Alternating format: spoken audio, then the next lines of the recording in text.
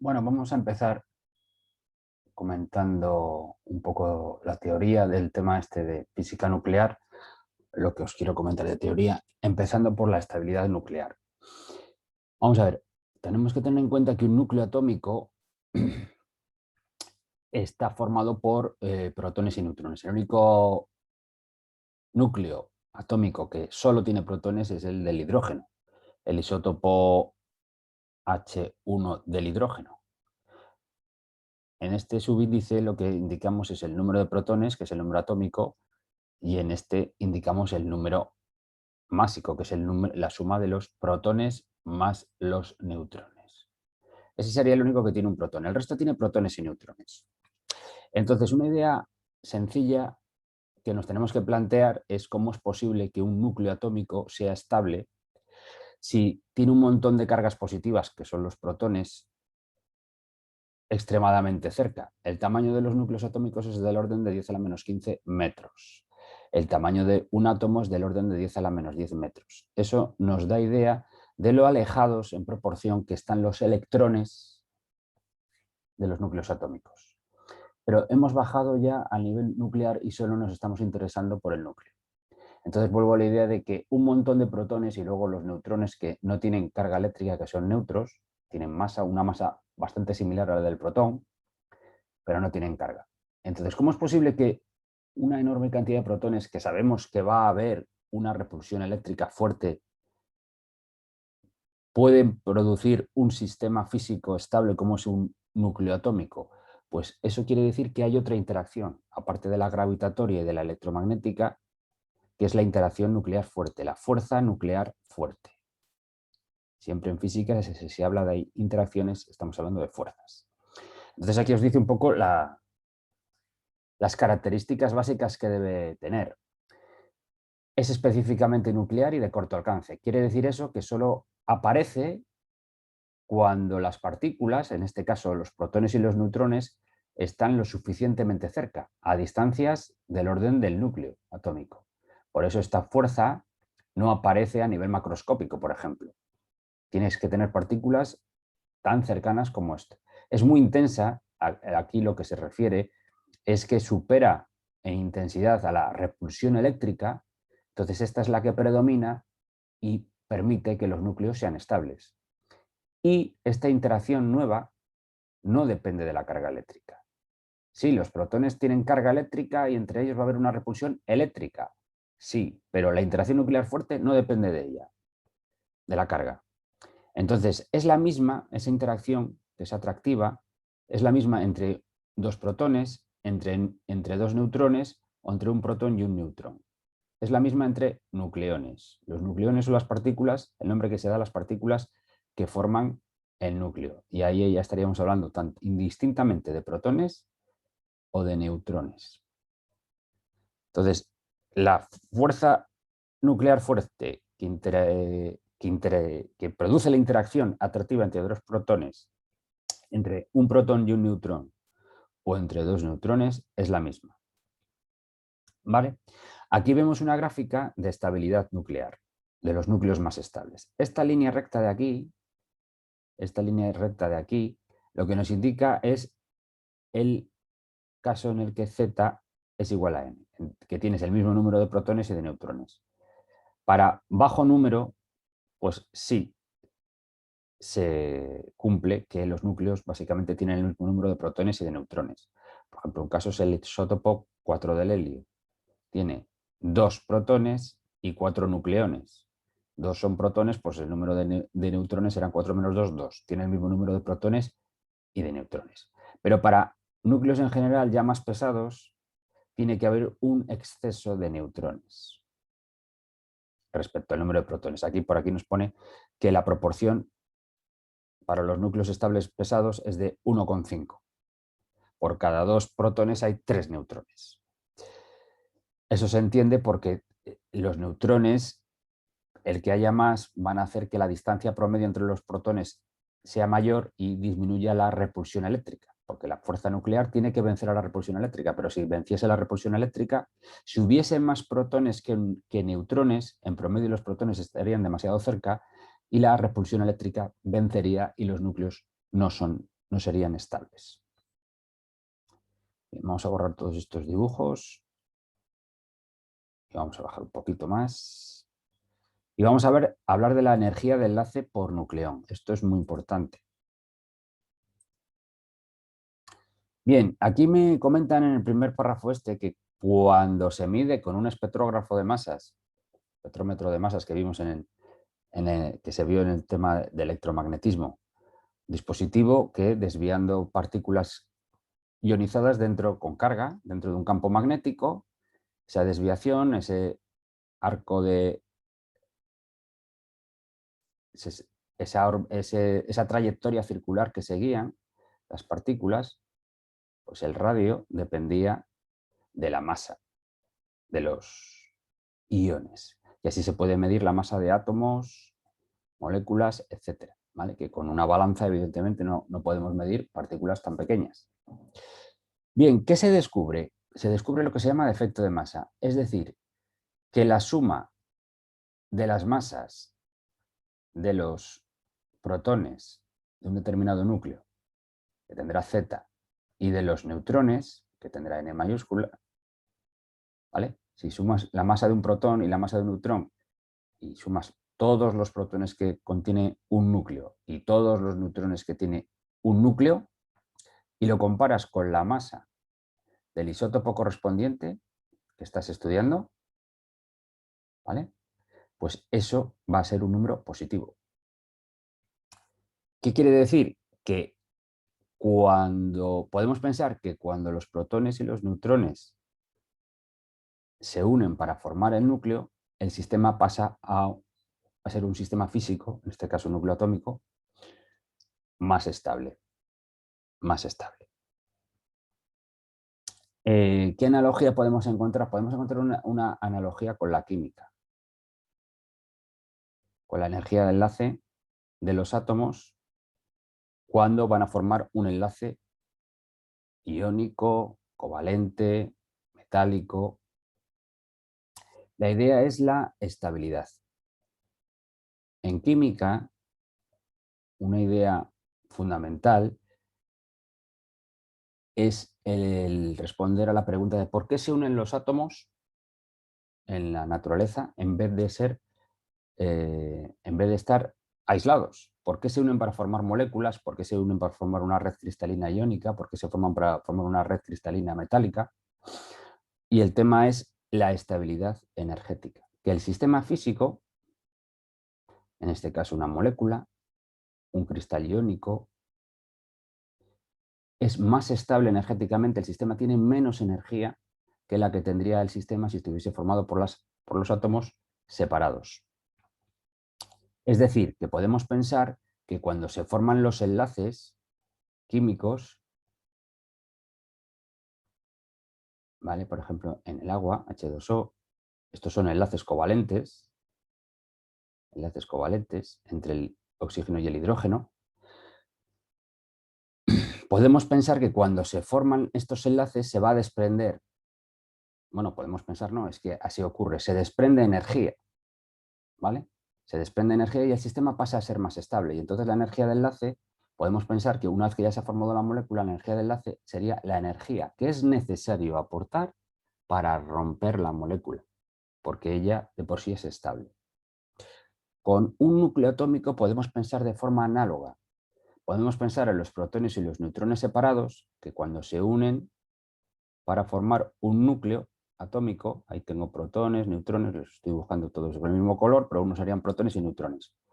Si comparo ese sistema físico con un sistema en el que todas esas partículas estuviesen separadas, hipotéticamente, pues cuando se produce este paso de pensar en los nucleones separados a los nucleones formando el núcleo, se va a desprender energía. Se va a desprender energía. Esa es la energía de enlace. Sería la energía de enlace. El sistema físico pasa a ser más estable porque es menos energético. Es la misma idea que si yo tengo un plano inclinado y dejo en libertad un balón, ¿vale? Físicamente sabemos que desciende a terminar por descender, pero desde el punto de vista energético, el balón a cierta altura tiene una energía potencial que pierde al pasar al plano horizontal, ¿vale? Los sistemas físicos siempre tienden al estado de mínima energía. Bien, pues esa energía de enlace, lo mismo que os decía en una molécula en química, la molécula de agua en química, esa energía de enlace al final lo que significa es la energía que deberíamos aportar para romper el núcleo en sus partículas constituyentes. Entonces, ese defecto de masa que se comprueba experimentalmente, Einstein, con su famosa ecuación, en este caso, se transforma en que la energía de enlace es ese defecto de masa, esa variación de masa, por c al cuadrado. ¿Vale? Entonces, la energía de enlace de un determinado núcleo que tenga z protones y a menos z igual a n neutrones, pues será el defecto de masa, esa delta de m que habíamos comentado, por c al cuadrado. Esa es la energía de enlace de un determinado núcleo atómico. Y otro concepto muy interesante es la energía de enlace por núcleo. Tú tienes un determinado núcleo, te has calculado la energía de enlace del núcleo completo y si lo divides entre el número de nucleones, ¿vale?, la suma de protones y neutrones, tienes la energía de enlace por nucleón. Y aquí tienes esta tabla, que es muy interesante. Vemos cómo la estabilidad de los núcleos va aumentando. Este es el isótopo 3 del helio, el isótopo 3 del hidrógeno, que es el tritio, el isótopo 12 del carbono, van siendo más estables, y el más estable es el isótopo 56 del hierro. Entonces aquí vemos cómo funcionan o funcionaría un reactor nuclear de fusión, de unir. ¿Cómo funcionaría? ¿Cómo funciona en este caso la naturaleza en el núcleo de las estrellas? Uniendo núcleos ligeros para dar núcleos más pesados. Así es como funciona. ¿Y qué pasa? Como el sistema en los nuevos núcleos son más estables energéticamente, ¿cómo son más estables energéticamente? Emitiendo energía. Y esa es la energía que emiten las estrellas. Se hacen más estables deshaciéndose de ese exceso de energía. ¿Vale? ¿Y cómo lo estamos haciendo nosotros hoy en día? Nosotros hoy en día estamos fisionando núcleos. Cogemos núcleos pesados, como son ciertos isótopos del uranio, por ejemplo, los rompemos y pasan a ser núcleos medianos. Fíjate aquí cómo pasamos de núcleos menos estables a otros más estables. Entonces, ¿cómo pasan a ser más estables? También emitiendo energía. Pero fíjate que la diferencia energética aquí es mucho menor que la diferencia de energía aquí. Es mucho más eficiente la fusión. Y eso es lo que estamos buscando. Reactores nucleares, pero de fusión. Bien, una vez que hemos hablado de la estabilidad nuclear, vamos con otro apartado que quiero comentar del tema, que es importante para hacer problemas, que es el fenómeno de la radiactividad. ¿Qué es esto de la radiactividad? Bueno, pues te lo explica aquí en este primer párrafo, ¿no? Podemos tener radioactividad natural o artificial. La natural es la que se da en la naturaleza. Hay muchos elementos, hay muchos isótopos de elementos químicos que son radioactivos. ¿Qué quiere decir? Que emiten espontáneamente radiación. Y los artificiales son aquellos que nosotros provocamos, digamos, en el laboratorio, ¿vale? Isótopos que podemos formar en el laboratorio, que en la naturaleza no nos los encontraríamos, y todos estos isótopos que formamos artificialmente son radiactivos. ¿Cómo pasan a ser? ¿Por qué emiten radiación? Porque buscan, volvemos al tema de la estabilidad, porque son inestables y buscan la estabilidad. Y entonces eso lo hacen desprendiéndose de un exceso de energía y emitiendo radiación. Hay tres tipos de radiación, alfa, beta y gamma. Se les dio ese nombre y luego cuando se estudió más profundamente se comprobó que los rayos alfa en realidad son núcleos de helio. Entonces, un isótopo radiactivo como es el 226 del radio, que es muy radiactivo, eso de Fijaos que pone aquí modos de desintegración, pero no debemos pensar que la desintegración, un poco como en los cómics, significa que desaparece. No, no, no, no. Fijaos que aquí del núcleo original, tras el proceso de desintegración, lo que tenemos es otro núcleo y que ha perdido una partícula alfa, ¿vale? Ha perdido 2 protones y 2 neutrones. ¿Y qué te queda? Este núcleo, ¿vale? De radón. Se ha metido la partícula alfa, que se descubrió que era un núcleo de helio, y radiación gamma. ¿La radiación gamma qué es? ¿Te acuerdas del espectro electromagnético, las ondas electromagnéticas, según la cantidad de energía que era debido a la frecuencia de los fotones que componen la radiación? Teníamos las ondas de radio, luego teníamos el microondas, infrarrojo, visible, ultravioleta, rayos X, rayos gamma. ¿Vale? Los distintos tipos de radiación. Esto es energía pura. Esto es luz. La luz, ¿vale? Clasificada según la frecuencia de la onda, si estás pensando en propagación, o por los fotones que la forman, si estás pensando en interacción con la materia, ¿vale? Es energía, radiación de la más alta, energía de la más alta frecuencia. La radiación beta al final son emitir electrones o positrones, y la radiación gamma es el caso en el que solamente se emita energía en forma de radiación gamma. ¿Vale? Aquí tenéis los distintos casos. Un núcleo se transforma en otro núcleo emitiendo distintos tipos de radiación. ¿Y esto qué ocurre? ¿Hasta el infinito? No, hasta que se convierte en un isótopo, que suele ser un isótopo del plomo, estable, que ese ya no es radiactivo. Bien, y para hacer problemas es interesante la ley de desintegración radiactiva, distintas expresiones que tenemos por aquí.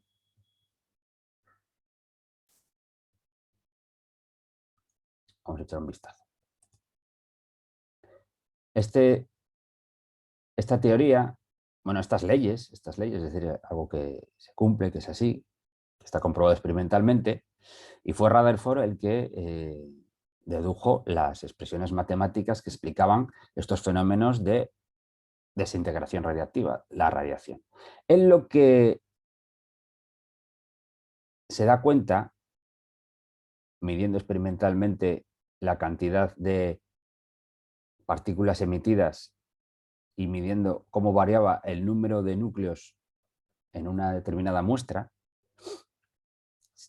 comprobó que si n es el número de núcleos atómicos de una determinada muestra que tú tienes, y esa muestra es radiactiva, el número de núcleos, por ejemplo, antes veíamos el isótopo 226 del radio, pues la cantidad de núcleos de radio va a ir disminuyendo, porque se van a ir desintegrando y se van a ir transformando en otros núcleos, ¿vale? Entonces, de ahí viene este signo menos, que el número de núcleos de la muestra inicial, al ir transcurriendo el tiempo, disminuye, de ahí ese signo menos. Y él comprobó que esa disminución es proporcional al número de núcleos que tú tengas en la muestra. Cuantos más núcleos tengas en la muestra, la variación con el tiempo va a ser más rápida. En este caso es una disminución. Y la constante de proporcionalidad la llamamos lambda, la constante de desintegración. Fíjate que aquí inmediatamente con un poquito de matemáticas, diferencial de n partido de n es igual a menos lambda diferencial de t, integral para obtener el valor desde n0, el número de núcleos iniciales que tú tuvieses, lambda es una constante, la saco de la integral, desde el instante 0 hasta el instante t, transcurrido un cierto intervalo t de tiempo, pues que voy a tener aquí el neperiano de n partido de n0 es igual a menos lambda por t. Luego n partido de n0 tiene que ser igual a e elevado a menos lambda t. Y de ahí tengo esta primera expresión que me indica cómo varía, cuántos núcleos de la muestra tengo respecto a los que tenía inicialmente en el instante t igual a 0 o en un instante determinado inicial, transcurrido un tiempo t, tendré menos, porque este numerito está multiplicado por e elevado a menos lambda t. Va a ser siempre un número menos que la unidad. Entonces, n es igual a n0 por e elevado a menos lambda t. Otra magnitud que me interesa es la actividad. ¿Qué es eso de la actividad? El número de núcleos que se desintegran por unidad de tiempo. Entonces, ¿vale? Fíjate. Entonces, si A es igual a menos diferencial de n respecto al tiempo, y eso hemos dicho que es lambda por n, y n es igual a n0 por e elevado a menos lambda t, pues ahí tenéis esto de aquí. Y a ese lambda por n0 lo llamamos actividad inicial. También la actividad tiene una dependencia exponencial negativa con el tiempo. La actividad, el número de núcleos que se desintegran, va disminuyendo con el tiempo. Fíjate que estas expresiones de aquí, volvemos un poco a lo de la química, algunas expresiones de química. Vamos a primero a borrar todo esto. Quiero decir que en un problema, esta variación del número de núcleos por unidad de tiempo, también lo podemos hablar de variación de moles o variación de masa.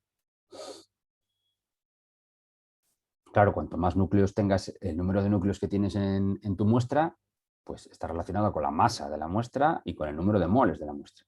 Recuerda el concepto de mol, está relacionado con el número de partículas que tú tengas, ¿vale?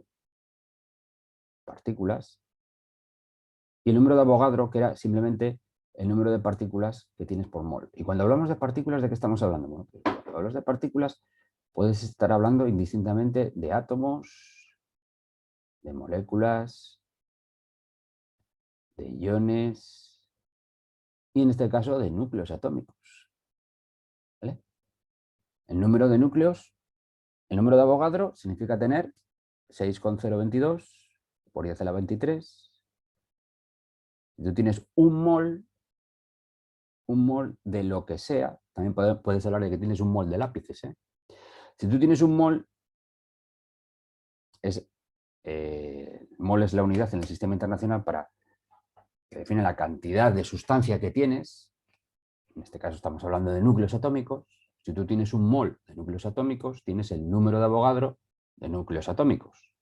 Y eso es un número, es 6,022 por 10 a la 23. En este caso estaríamos hablando de núcleos por mol. Entonces podemos pasar, estábamos hablando en esta expresión, por ejemplo, de número de núcleos que tú tienes en transcurrido un tiempo t respecto a un número inicial, pues fíjate que el número de núcleos es el número de moles que tú tengas multiplicado por el número de Avogadro. Claro, entonces sustituyendo aquí, fíjate que tienes n por número de Avogadro, que eso es una constante, n0, número de Avogadro, elevado a menos lambda t. Se va el número de Avogadro, le paso dividiendo al otro lado y tengo la misma expresión. ¿Vale? Y si hablas de masa, claro, el número de moles que tú tengas de una sustancia, si tu dato es masa, es la masa molar, ¿te acuerdas? Masa en gramos, por ejemplo, y la masa molar, gramos por mol. Pues lo mismo, si tenemos esta expresión en moles, fíjate que inmediatamente el número de moles es masa que tú tengas de tu muestra dividido entre la masa molar de la muestra, masa inicial que tú tenías dividido la masa molar. La masa molar es una propiedad de la sustancia que tú tengas, no va a variar. Con el tiempo, la masa molar no va a variar, el número de Avogadro no va a variar. Y te queda la misma expresión entonces inmediatamente, pero en función de la masa. Te comento esto porque depende del problema, pues, te puede interesar calcular moles, número de núcleos, masa, te lo pueden dar de distintas formas, pero la variación con el tiempo es la misma. Y por último, ya acabó el vídeo, otras magnitudes características, nos habla aquí, el periodo de semidesintegración. ¿Qué significa eso? El tiempo que debe transcurrir para que a ti te quede la mitad de núcleos que tú tenías en un tiempo inicial que tú consideres. Quiere decir que si en el instante t igual a 0 tú tienes n núcleos, transcurrido un periodo de semidesintegración, tendrás la mitad. ¿Qué pasa? si transcurre otro periodo de semidesintegración, que tendrás la cuarta parte, ¿vale? Siempre significa que tienes la mitad de lo que tenías al principio. Entonces, si transcurre un periodo de semidesintegración, tú pasarás a tener el 50% de los núcleos que tú tenías. ¿Qué pasa si transcurren 2 periodos de semidesintegración? Pues que vas a pasar a tener la mitad de lo que tenías al principio. Tenías el 50%, pues vas a pasar a tener el 25%. ¿Vale? Aquí tenías n medios, aquí tienes n cuartos. Aquí tendrás n octavos de los núcleos que tú tenías al principio. Si pasan 4 periodos de semidesintegración, pues tendrás el número de núcleos que tenías inicialmente dividido entre 16. ¿Vale? Y aquí tienes, veis fácilmente cómo se llega a la expresión. Si esta es la expresión que me relaciona el número de núcleos, ¿qué pasa cuando a t, el tiempo transcurrido, es un periodo de semidesintegración? Pues que el número de núcleos que voy a tener es la mitad del que tenía inicialmente.